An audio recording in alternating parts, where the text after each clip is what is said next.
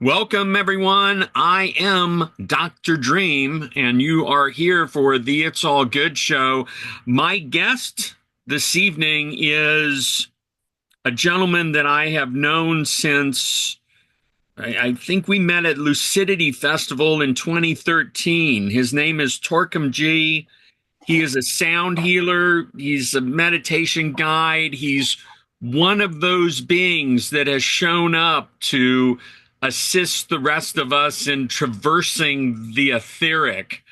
Um, I have had really what I consider to be the honor of watching him progress over the last 11 years, and I have the highest respect for what he has achieved. And what I know is it is just the tip of the iceberg.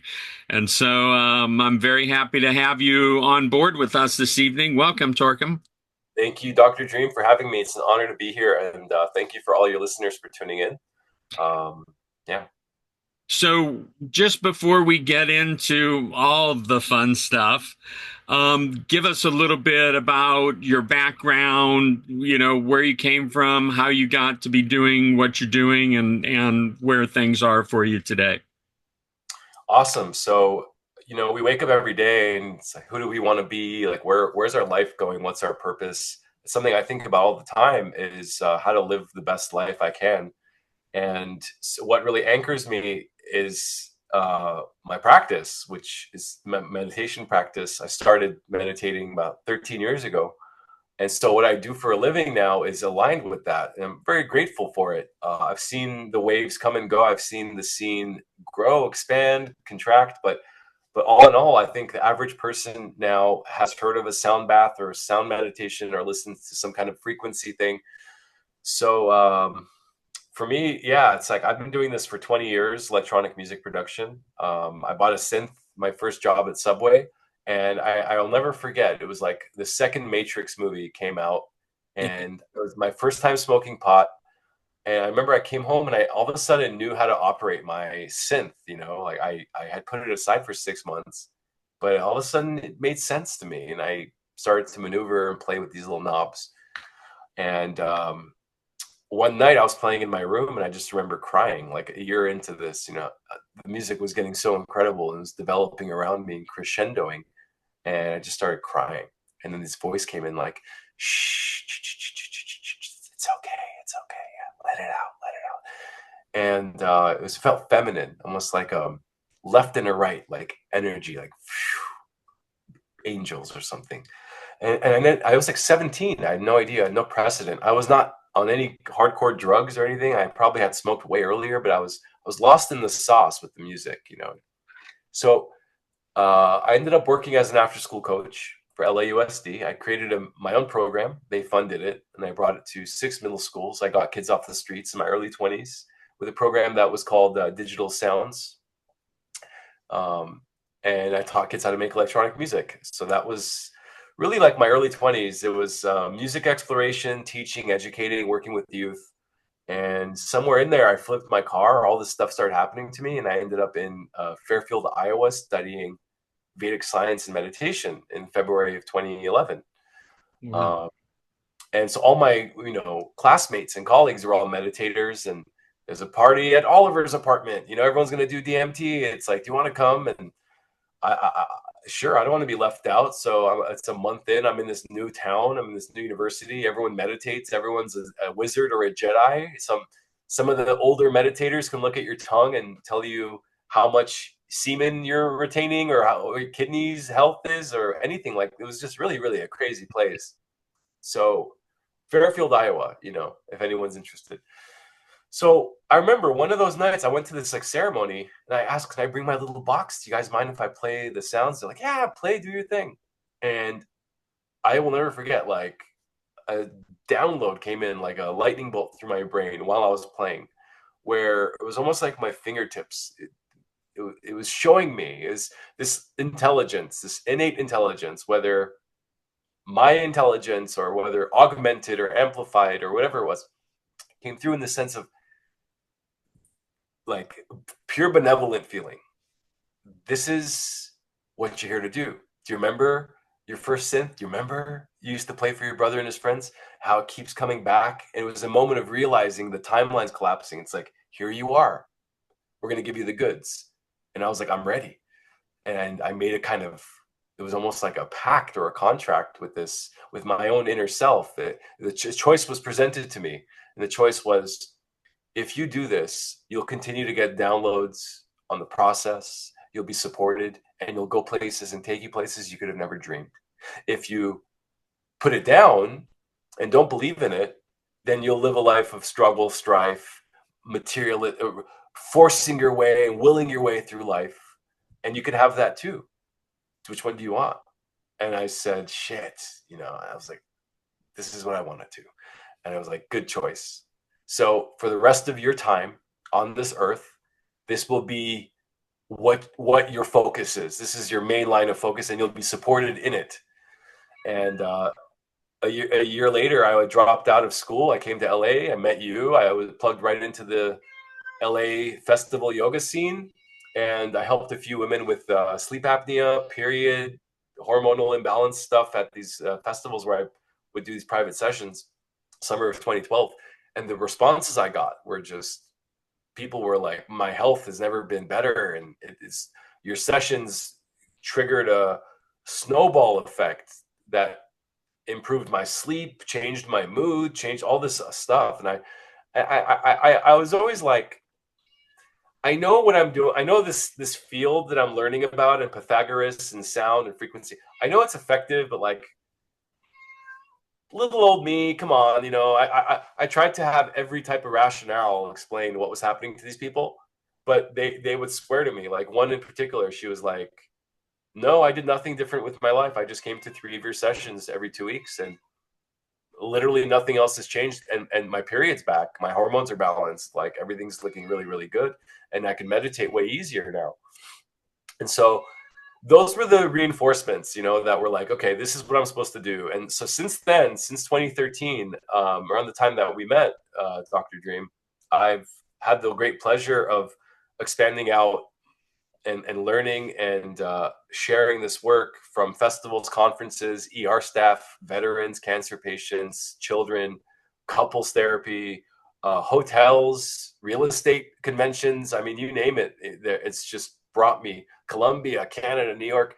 So I never thought of like, I never wanted to be like, live a rock star life or a celebrity. And I still haven't, but I've had a taste of it, of what it feels like to be invited to come and share something that you've dedicated your life in doing, and people giving you the red carpet service and a hotel for the night and etc. And it's been like an awesome journey. It's not over, but it definitely, COVID, shut down my studio, and it was a huge shakeup for all of us. And definitely a lot has changed since then. And I can also see sound healing has blown up in the digital world, and Instagram, TikTok. It's definitely more of a thing. But for me, it's not a thing I'm going to either come in or out of. It's kind of what is within me, and I don't plan to stop. I don't see where I even started. It's just one big continuum, and every time I sit to do the sessions, I pick up a baton, and I continue that unfolding, that toroidal washing machine of digging deeper and deeper and deeper into the silence, and finding those little shiny little rubies and gems on the cave walls. So anyways, that was a lot of words, but I hope that answers a little bit. I just love that. I mean, so many aspects of what you just shared touched me deeply. I have my family, relatives, the Peebler side, my father's side of my family comes from Fairfield, Iowa. Of course, nowhere near the scene that you discussed, DMT or anything. I've been there and spread my grandmother's ashes Oh and wow. everything like that. So it's obviously a different kind of special place for me than it is for you. But it's nice to hear that things happen there. And then I look for inspiration in people, and I don't have to look very deep to find inspiration in you. And I love that about you. I didn't know all these aspects of your story and how it unfolded, and it I've dedicated my life, and it's just because this is what I do, and this is how my outreach has shown up as the tour of love and traveling from place to place to place, and you don't realize it. I didn't realize it at the time, and now 15 years later, and hundreds and hundreds of facilitated experiences for groups, not to mention one-on-one sessions. It's like that aspect of staying dedicated, of staying focused, of not veering off in another direction, not selling out, not any of it, just staying true to ourselves. And that's what I'm hearing and feeling in your story. And then it just makes so much sense why I've enjoyed following you and watching everything that you've done. Now,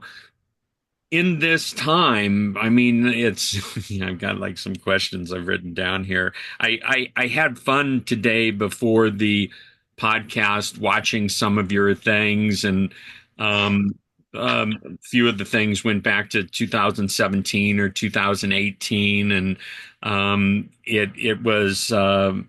it was fascinating to watch and hear some of the stories and kind of watch your evolution. And so 11, 12 years for you, what have been some of the highlights? What have been some of those moments, those sort of epiphany type moments that not just kept you on the track, but were points of expansion along this journey of sound and frequency and vibration? Great question. I've lately been reframing how I view what this work has done to me and for me. And the best way to put it in simple terms is I used to think that all of this was an additive process, but now I understand the truth, which is it's completely not additive, it's subtractive. When you start off, you think, oh, I need to learn more about 528 and how that connects with DNA. And I need to learn more about the ancient mysteries of Egypt and how they incorporated the frequencies. And I need to get enlightened and higher and higher and higher up the hierarchy of getting deeper and farther and higher into the thing before I can make it make sense. And at some point I realized, like, this is all dumb. Like, this is like not how this is supposed to work. It doesn't feel like it's going anywhere up. So then I was like, well, what's happening with me? I was like, I keep talking crap about all this solfeggio stuff, and I keep trying to dispel all these false notions of how sound and frequencies work. And I keep trying to be on this like almost like antagonistic and downer side of the spiritual movement by saying, guys, we keep raising our vibe. We got to lower our vibe down, like ground it down a little bit lower. And people are like, what is he on? Aren't we supposed to raise high? And aren't we supposed to become enlightened and move towards a point in the sky? And it's just so Tower of Babel to me.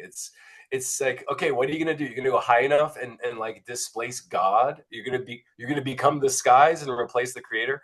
So a part of the humbling is the flipping of the script is like, okay, I'm embracing the subtractive nature of what this is.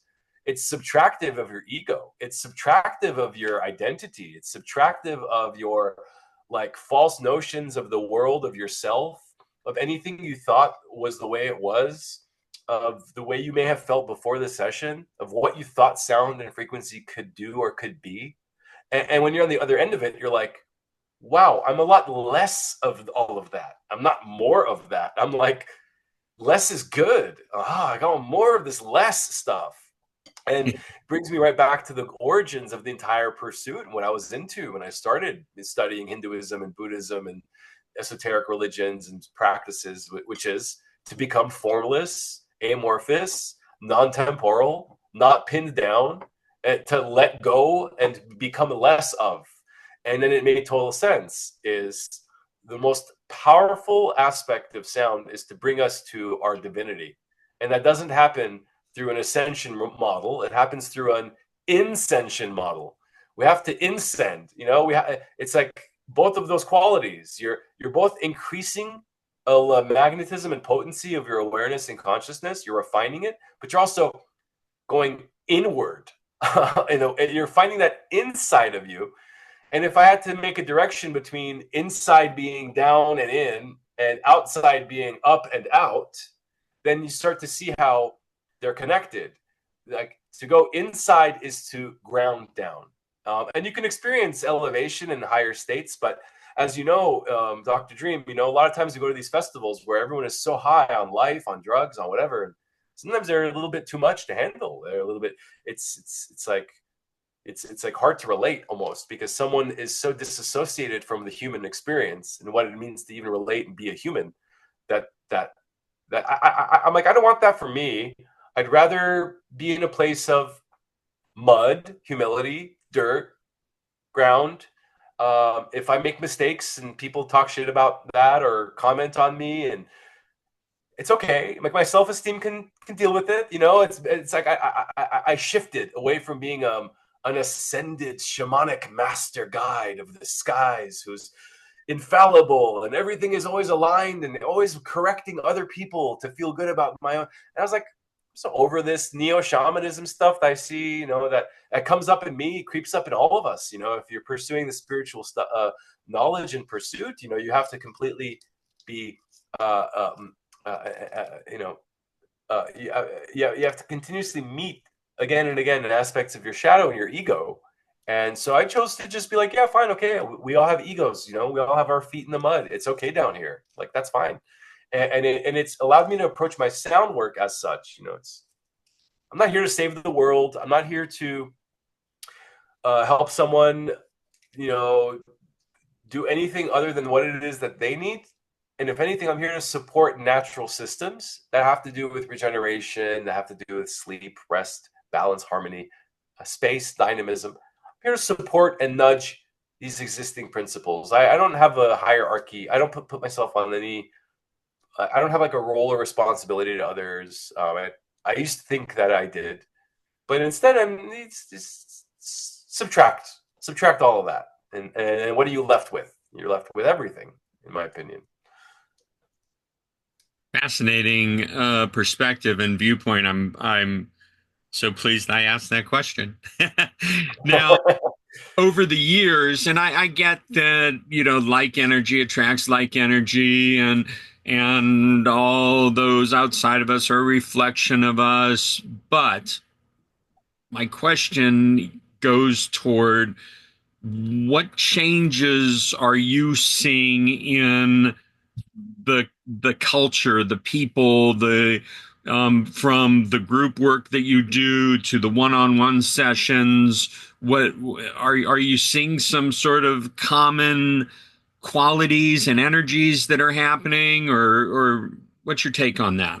Yeah, people typically will feel light after, sometimes depending on the session and how much it expands or envelops the space or not. Sometimes it's more tapered and toned down. It really just depends on the energetics of the room. But a lot of times people are just, they come out, and for 5, 10, 15 minutes at times they're like, whoa, I really need to gather myself. And it makes me go like, what are you gathering yourself?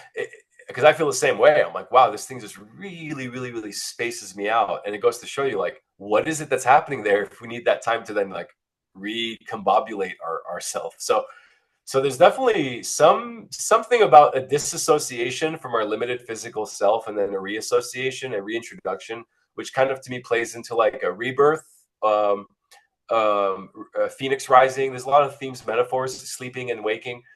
And I feel like by putting people through this, I've seen definitely commonalities amongst the last, 13, 14 years of like just things they say, the way it affects them, and the general mood of like what this can do. And the science is catching up and proving also like this is actually what it's doing to our brains and our organs, our bodies. And it's very fascinating to learn just how impactful both meditation, mindfulness, and ambient music listening into both separate, but then when combined, having an exponential boost in their quality.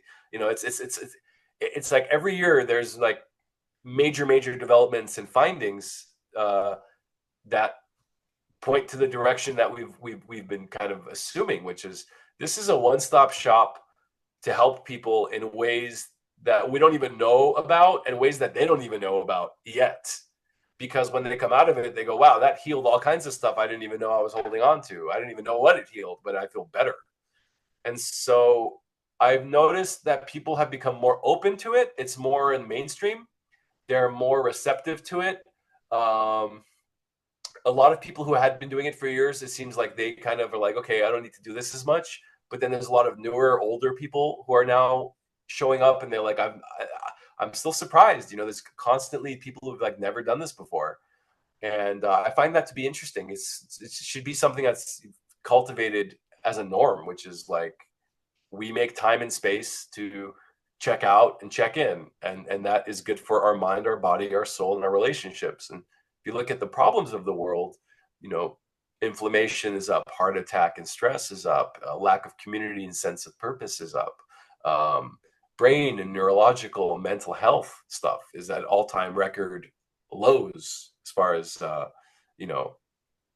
what the metrics are showing us as far as where people are at with self-esteem and mood and their future project. The biggest thing is the future projections. People can't make proper assessments on the future projections. You used to, in the 90s, say, okay, cool, I know I'm going to make an investment or make a choice, a big life choice, and I know in 5 to 10 years I can have a reasonable projection of where my life could go. But now I don't even know what the hell's going to happen next month. And I think because of that factor and our inability to look into the crystal ball of the future, and it's like getting shorter and shorter and shorter, where we don't even know what's going to happen next week. And then it's going to get to a point where I have no idea what tomorrow is going to look like. And then that's going to become hour to hour. Like this thing is just changing. So there's a pattern happening here. And maybe you can even validate this from your life when you grew up as a youth. Like the future seemed locked in and pretty solid. And over the years, that window has been shrinking to where it's really, really hard to assess what the world will look like in a few weeks from now, a month from now. And this is manifesting in so many ways, geopolitically, technology, 5G, interconnected surveillance systems, artificial intelligence, crunching all the numbers retroactively of the last 35 years of data, making meaning, deriving meaning, quantum computation. They're having extraterrestrial hearings. I mean, what's next? Next week, vampires and zombies are coming out of the graveyards and mausoleums, and I would believe it because it's like a reality is become so far removed from what anyone would have projected or predicted it could become or how it would feel. And I think people have a yearning and a longing to feel again a way that they used to before whatever it is we went through. Was it the 2016 Trump election? Was it the 2020 COVID? Was it prior to that? Was it the Mayan calendar 2012, which had a buffer period of a few years that we had to kind of get into? Whatever like paradigm shift that happened between the early 20 teens and where we are now is both visceral and felt and real, and leaves people confused and not knowing how to relate to reality, but also happened like gradually, and people don't even know it happened, and many people don't even realize to what degree the nature of our behaviors, our patterns, and the way we relate to each other, ourselves, and the world has drastically changed in these 15 years. A lot of people don't even feel or acknowledge. It hasn't caught up to them. So I have to be I have to be in the middle of all this. My role is to not do anything other than slow the timeline down. The highest function of me is a prayer before saying, may all positive energies, vibrations, frequencies, tones, and sounds come through my fingertips in the highest benefit of these people, their communities, their circles, myself, my families, all of us together, and then the world at large. And through that process, I can suspend time. I can help people get past and bypass their active thinking mind, and I can help them get into a more refined, more subtle, more really potent, authentic connection with their heart, their inner intelligence, and to awaken and to bring out that inner intelligence, which hopefully can then manifest in ways that is a net benefit. But as I said way earlier, only thing that's changed with me is I'm no longer attached to the external outcomes. I do what I do with people, and that's great. But I'm not on a personal quest now to like save the world, heal the world, have a messiah complex around it, be a new guru. I think that whole era is evolved, and it's now time for people in positions of like myself and like yourself to the great redirect. I call it. You send me the energy, or it's right back to you. You come to watch Torkom on stage do a sound bath. There's 100 people. Guess what? It's not even about him because he's going to have you close your eyes and right back to you. It's about you. You're coming to your show. You're coming to close your eyes and go into your show. You're the rock star. And so the older I get, the more I do the work, the more I disassociate from all of that stuff. Like, it's not about me. I'm not the guru. I'm not a savior, and I'm not interested in developing any complexes around those things. Instead, I'm an architect and engineer of a system. The system allows me to reliably bring people, including myself, into very deep hypnotic states of consciousness that are supported by a toroidal push and pull, tidal rising, falling, expansion, compression. That sound allows air and the medium of air and particles and air propagation to mimic and simulate gravity waves and the explosion of the cosmic waves and oscillations on celestial levels that have to do with expansion and compression. So I feel like I'm just playing that out. I'm just helping people rise and fall, expand and compress, and stretch, like Laffy Taffy. And then and at the end of that process, I wait and I go, where's the wind current?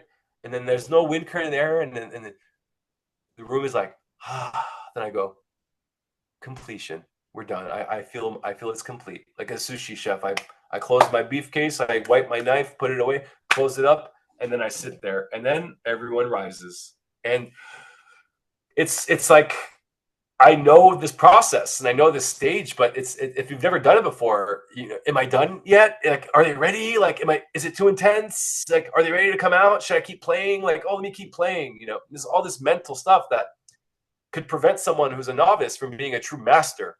And I think what the mastery level is that deep care for the experience, for the session, for the delivery, the listening, to where when enough is enough, when stop is stop, when they've had their fill and now it's time for that space. And to have the luxury of doing it, as you can attest to, so many times over and over and over and over and over with so many groups, has informed and built my nervous system to be like responsive to this energy and understand how to work it. And that's applied to more than my sound work. That applies to people at the mall next to me in line, and how I can relate to others in public, and so many other facets of life that I feel like these skills contribute to as well. These little twitch muscle memories of our consciousness.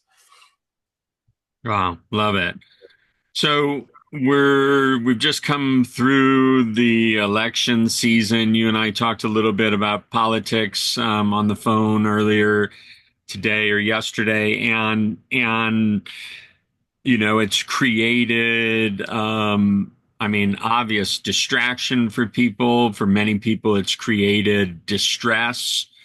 Where are you at with all of it? When we talked, I was enlivened by your perspective. Yeah. Let's see. So there's a quote I've been playing with lately, which is, the only winning is not playing the game at all. And there's so much pulling us here in its direction, good guy, bad guy, like WWF, before they go heel, which is a term Vince McMahon, he talks about in his documentary, going heel. But like, everyone's a good guy, and they're all on stage, and they're good guy versus bad guy, and then they'll do a thing where like the good guy goes heel, which means he like goes from good disposition to like negative. He's like, now he's the bad guy, you know? And it's entertaining, but if you really think about it, like that's exactly what they're doing to us. Like Rubio's a bad guy, Rubio's a good guy because he's now against that thing and he changed his views. But Hillary used to want the immigrants out, but now she wants them in. And but Biden was talking about the N words and prison. What did he call them? Hyper accelerated. I don't know what terms they used, very racist terms and charged language. But now they care all about the minorities, and it's this constant like they're just consistently mind effing us and manipulating us, changing their stances, and we're supposed to think that like the new guy in town is going to fix it. And this is a very, very, very like primordial reptile part of our brain, which is like we want a leader, we want a hierarchy, and we get taken advantage of because of this, because we would more likely than not appropriate our own responsibilities and willpower over to someone who seems like they're the right fit. And in doing so is the most disempowering thing. It doesn't matter who it is. It's just disempowering. And now the paradigm, it was weird. It was like 3 months before Trump won, you know, and I'm not like an anti-Trumper, anti-this, anti-that. I actually was down with a lot of the things he's been saying for years, actually, low key. But I didn't vote and I didn't participate in this election. And I didn't because I realized for myself that to win the game is to not play the game, is to not pick a side, I've become trans. I'm a trans. I'm gonna announce it here. You hear it first, Dr. Dream. I would like to admit and officially bring out that I am a trans identitarian. And by being a trans identitarian, I realize it's the highest trans we could go for, we could strive for. It's the only trans that really matters most. Because what it says is that I'm beyond being stuck in something fixed.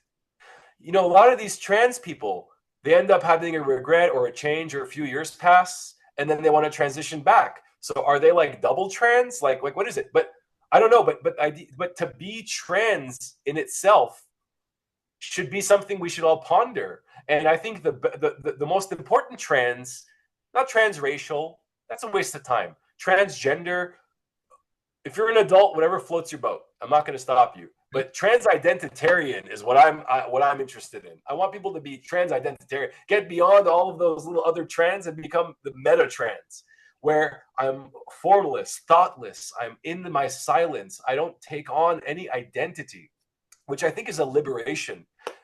You go, you let go of this baggage. And then what you find is all of it is there for you to observe. All of it is there for you to toy, entertain, and play with.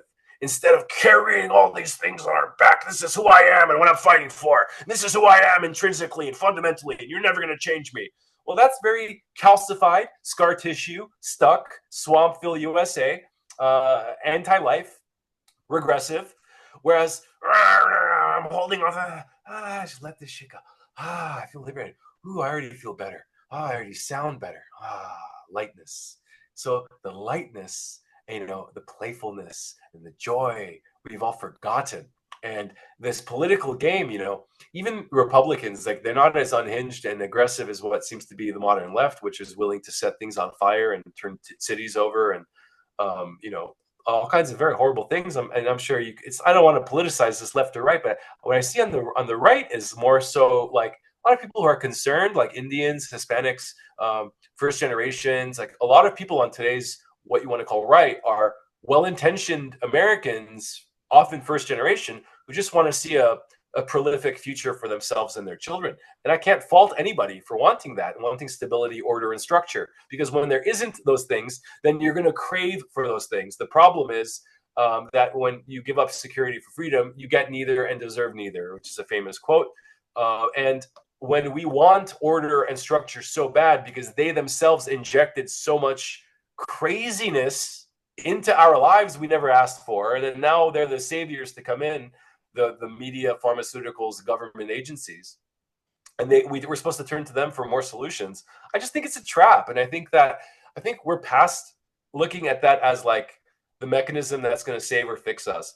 Look, let's see what happens if things turn for the better for the whole world, and we end all wars, and the economies get strengthened, and in doing so productivity goes up, great. We can march faster towards the big machine. The inevitable machine can be well oiled and lubricated, and the economy can work, so the machine can self-assemble faster. But like, what are we racing towards? What is this economy we need strengthened, and for what reason? So the same interests that are using these systems to destabilize people and keep them in compartmentalization can continue to hoard on that little 1%, like an office space where they get those little pennies and little tiny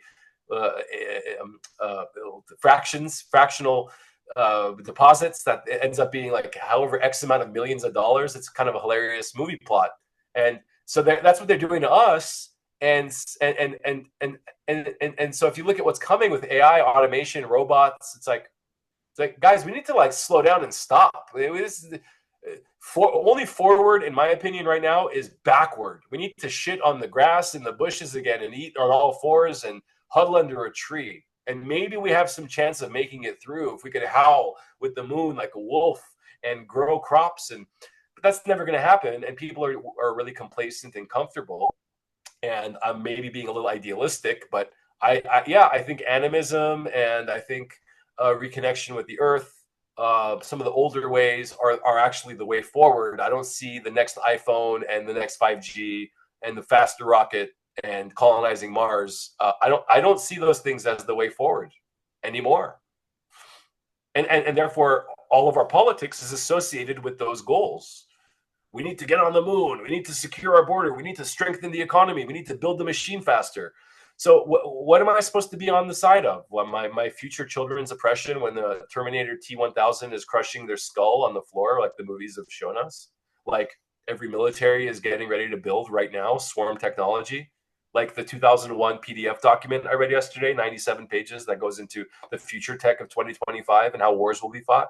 And I'm here reading it in 2024, almost 2025, going, holy fuck, they literally predicted this shit. Skynet, robots, automated drone swarms, 5G, you name it. And right after 9/11, just before this documentation was published through NASA, I'd be more than happy to send it to you. It's on my desktop. I have to go and find it.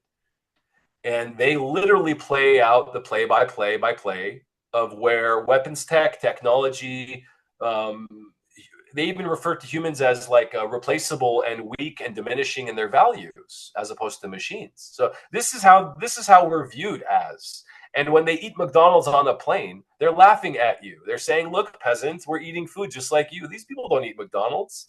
They hang out and eat Nobu, and they have like A15, Wagyu steaks every night. These people live like on private jets, and they're over here, oh, McDonald's, they're laughing at you. Just like, they say the whole thing with vaccines, and then it turns out RFK is a huge vaccine proponent. Just the safe ones, though. Just the safe ones.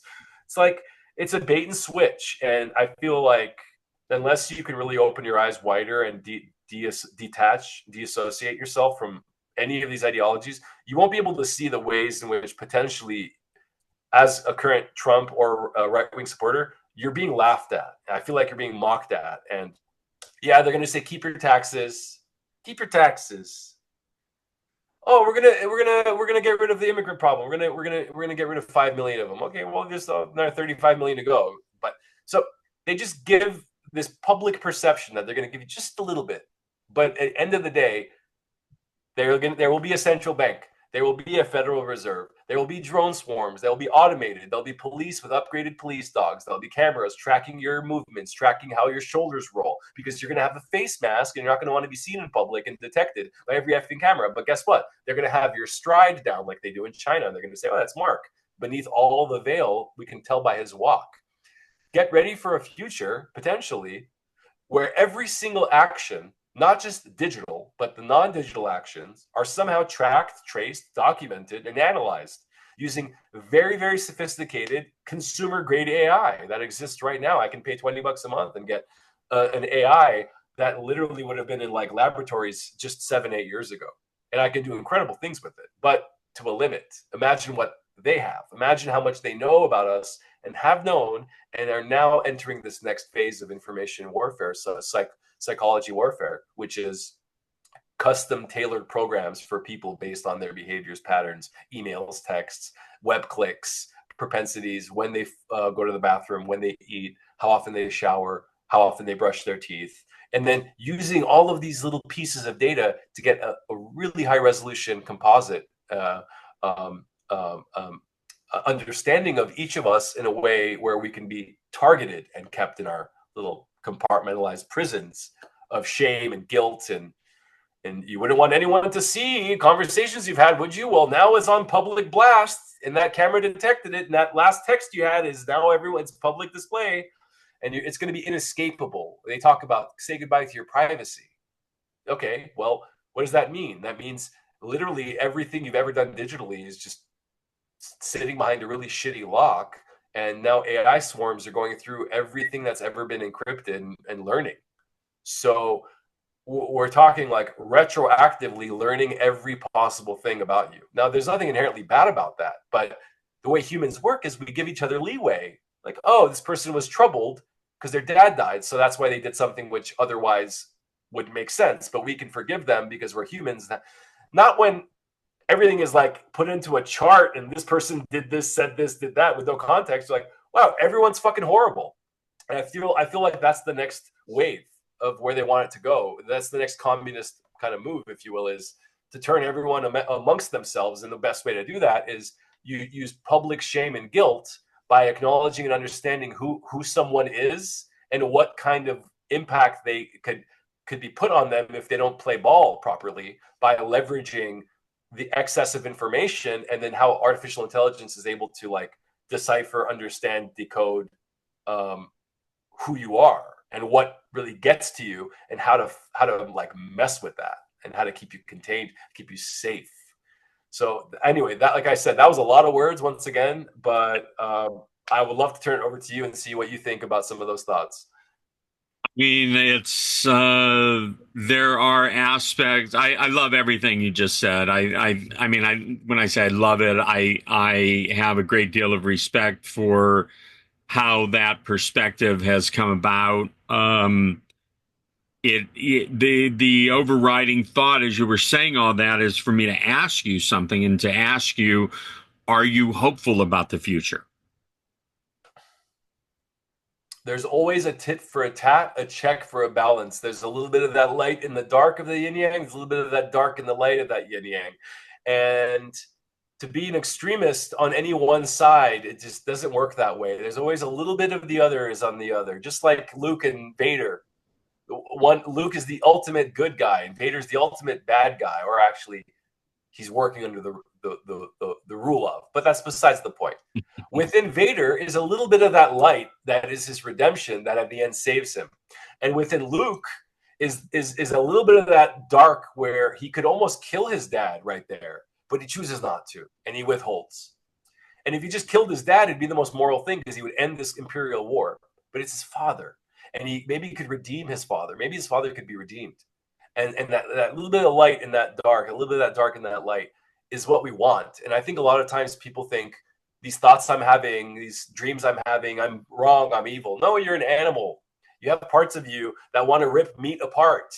You have parts of you that want to inspect things and rip them apart and put them back together, and like a child almost. And we have to be at peace with our destructive nature, and we have to be comfortable with our role in wanting to produce something of, and I know of our power and our ability to bring better ways of being into the future. Now, back to your question. Am I hopeful for the future? I hope I'm hopeful. I would want a future in which a lot of what is currently burdening people, money, finances, payments, debt, interest, which prevents them from living a fruitful and actualized life. I'd like to see those things change. I'd like to see more support from community. I'd like to see more people more engaged with each other in the future, where we can support each other, our endeavors, our creativity. And maybe that's going to come naturally when there's less mechanical, menial jobs as the robots replace these things. Maybe we'll figure out how to actually assemble a society, and it'll nudge us in these directions. But am I hopeful in the future? No, I'm not hopeful in the future. I'm detached from either hope or expectation or disappointment in any additional day other than today. And wherever it goes, I'm completely ready for it. And if that means that a thermonuclear war breaks out because we have to just be hominids and jump around like chimps and shoot missiles at each other and decimate each other, then there's literally nothing I could have done to have stopped something beyond my power at that point. And so I've taken a position where I'm the dude in Titanic playing the violin. If the ship's coming down, I'm gonna maintain my sense of inner peace. I'm gonna observe, and I want to be unfuckwithable and uncrackable. I feel like that's the more gangster way to be. Maybe I'm wrong. Maybe the world is a reflection, kumbaya, of our inner state, blah blah blah. But this idea of winning, like what does that mean? You know, like you build a tribe, you have kids, you have enough money in the bank.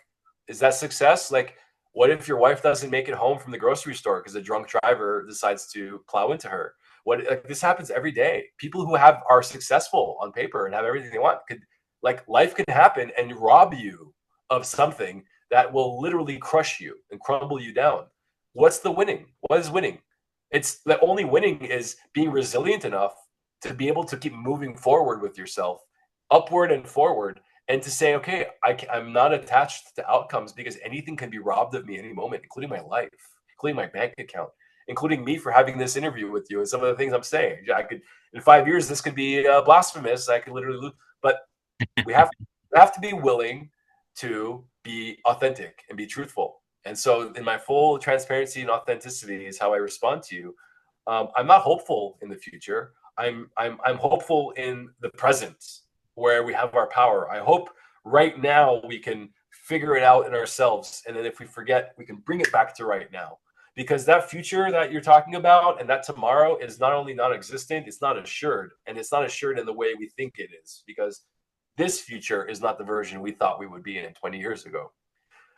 So I don't put hope in some vision of the future now that I think I detach, I subtract, I become subtractive, and I take that pretty far.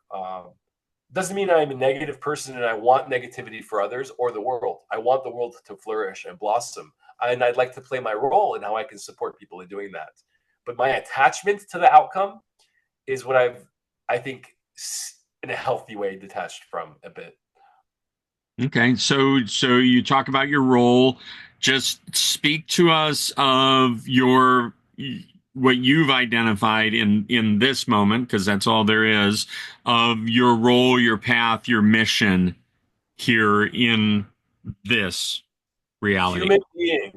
Human being, not human thinking, human trying, or human dreaming, but we landed with human being. And I think that's great.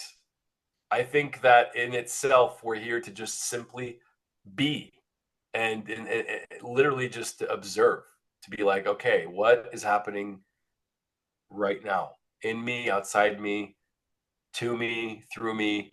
How am I involved and engaged in what it is that's happening? Because what I've been able to isolate is all of this could be fictitious and fake. It could be a Truman Show. It could be multidimensional reptilians who created a holographic version of the software that you and me booted into today with our false injected memories that never happened. There's so many theories that people try to explain how this is even happening.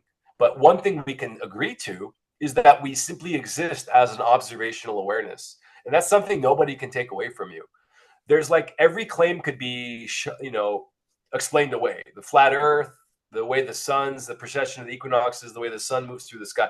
Everyone has a theory, but you can't have a theory that we don't have an awareness. That just can't exist. So the one and only true fact I know is that I'm aware, because I'm talking to you right now, and I'm aware of my awareness talking to you. So I think that being a human, having a human beingness, and then by extension, acknowledging and reclaiming our own awareness and autonomy is already a huge success. I think that in itself is like an accomplishment. Everything else, I think, I feel in my heart is kind of propped up to make us feel like we have to do things to earn things, to work towards a goal. But all the spiritual and esoteric teachings teach us that everything we could ever want and need is already contained within us, and the circle resolves back again from where it started.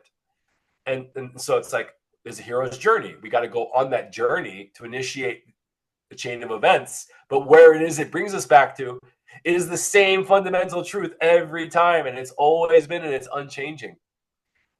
And so, when you do that enough times, it's like, okay, so do I want to keep going through this again and again? Okay, Susan, Betty, get everyone in the car. We're going for another round on the journey.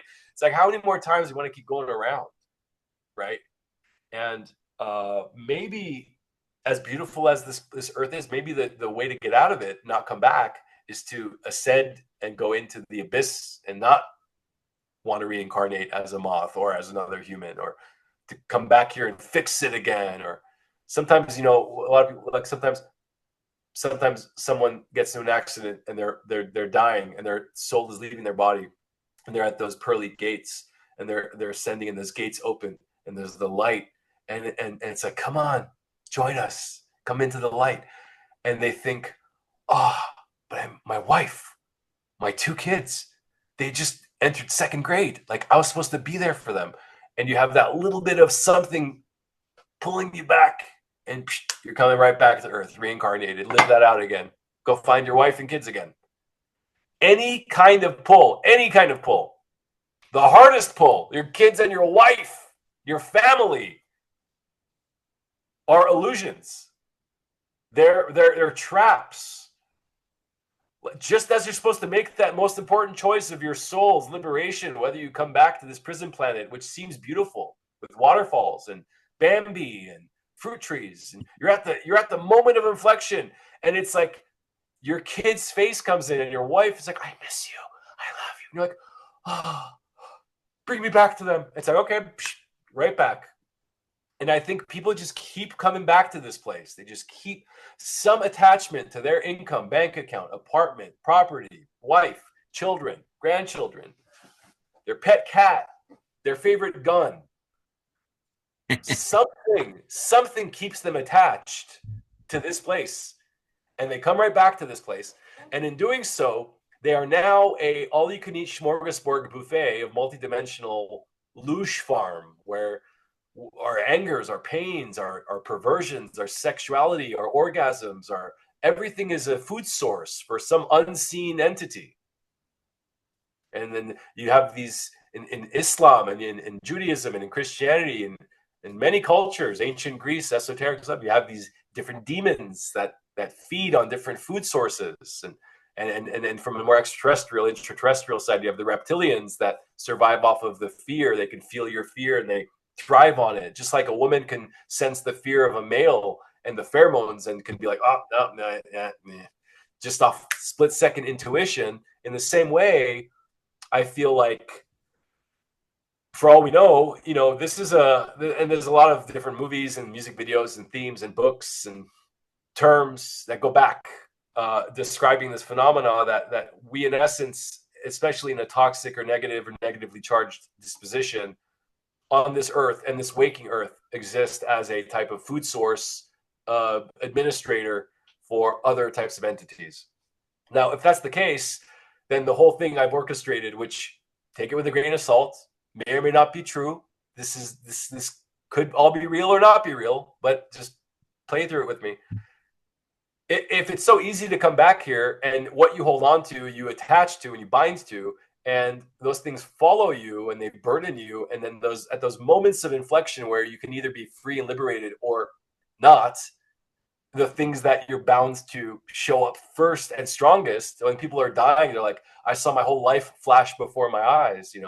There's a system that's happening to us upon the important life-death moments. And our soul has to be prepared and understand what it is it's going to do or doing, and to do it in a way that's responsible and mindful and complete and whole in itself.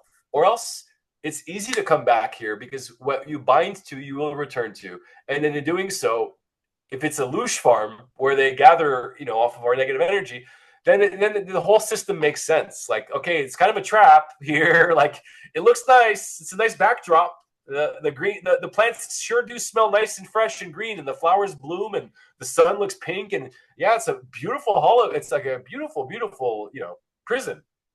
It's like a Japanese or Norwegian prison. It's not like these American federal prisons. Like this is nice. You got a window, you got it's nice things to look at, So I know that sounds like really negative and downer, but I'm really, if you really look deeper into it, I'm speaking along the lines of a lot of like ancient and mystic and esoteric information that has followed us and is in stories and exists. It's not like I'm creating or inventing any of these ideas.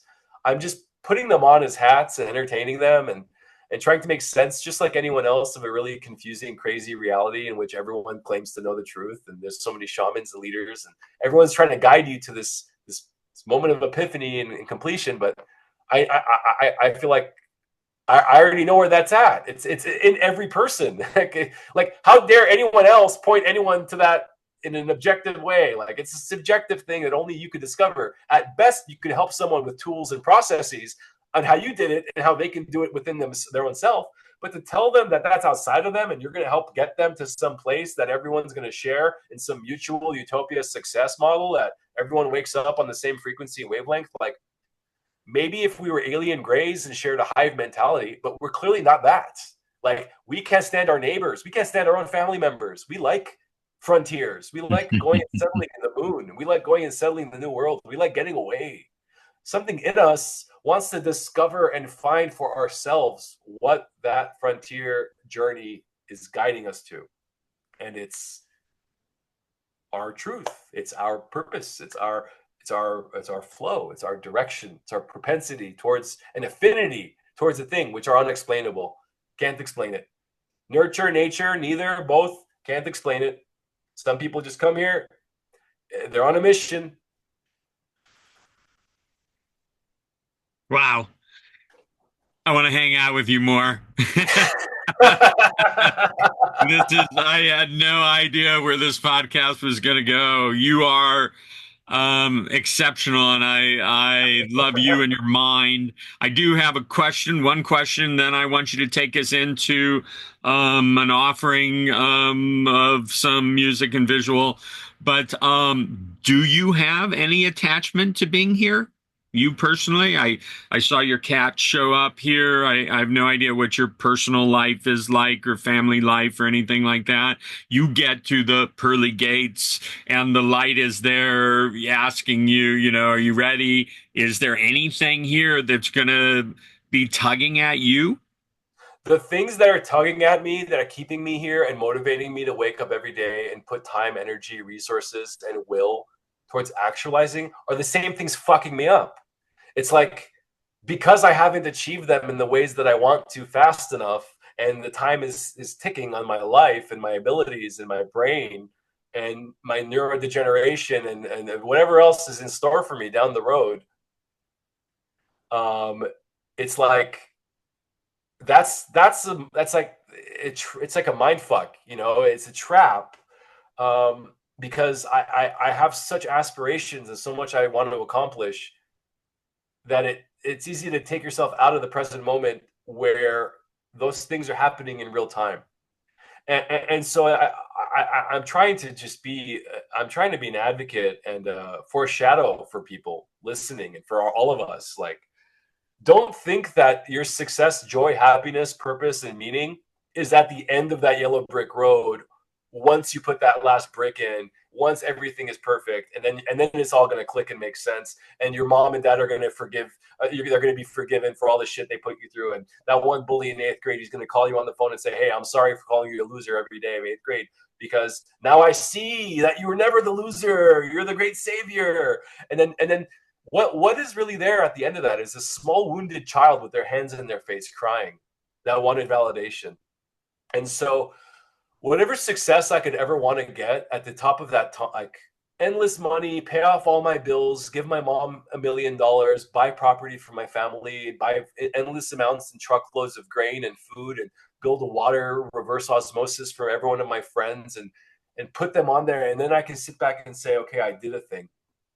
But the feeling I would have there at the end of all of those ideas I just threw out is just as accessible right now when I close my eyes and I go, wow, everything I could ever want, everything I could ever attain, everything I could ever need to grow and expand into, I can literally embody and work from right now. It's like a cheat code. You walk around like a millionaire. You dress the part a little bit, but the dressing the part makes you feel the part, and that's the important part. You feel like a millionaire. People are like, they don't know you're not a millionaire. So you have to lie to ourselves. We have to start lying to ourselves. We have to start lying to ourselves and say, no, no, no, no. Success isn't something arbitrary. Success is right now. Like that's kind of like a lie, because you're like, I have nothing to show for it.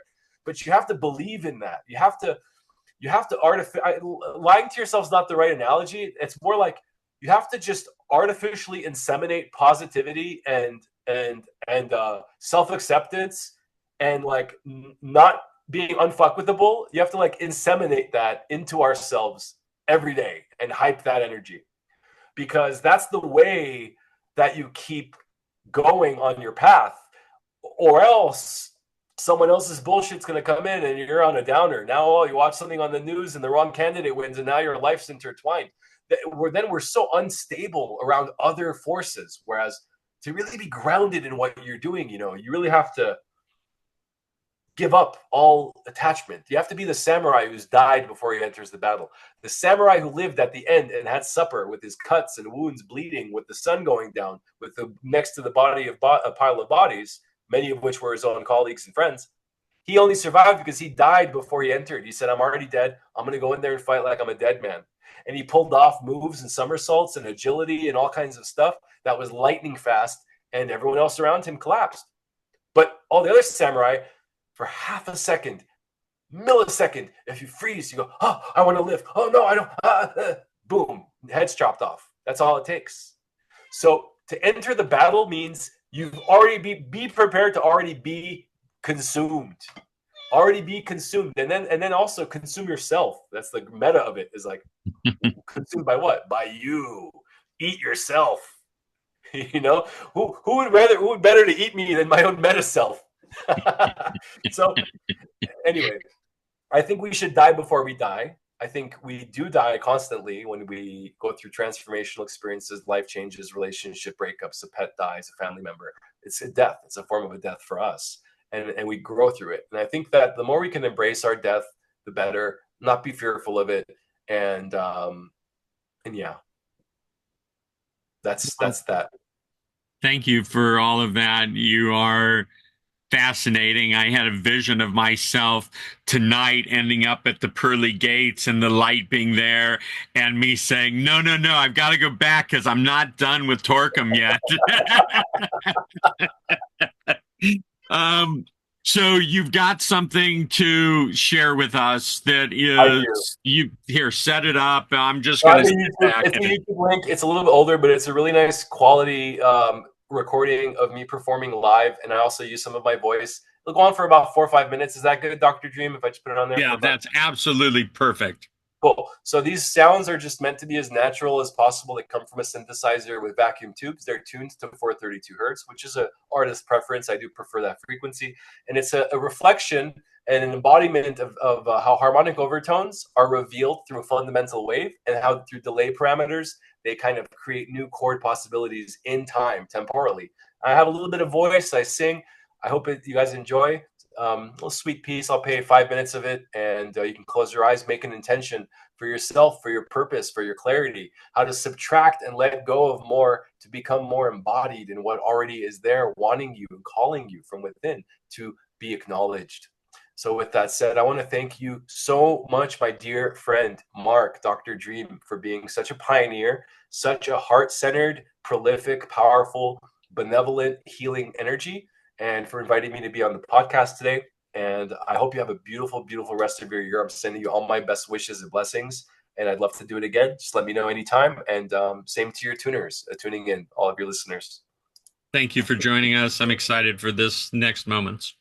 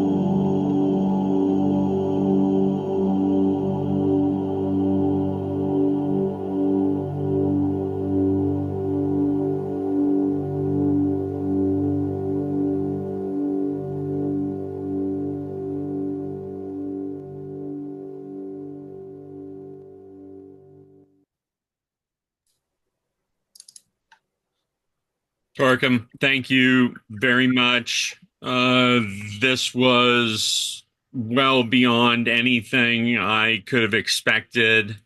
And I can't wait right now to listen to it over.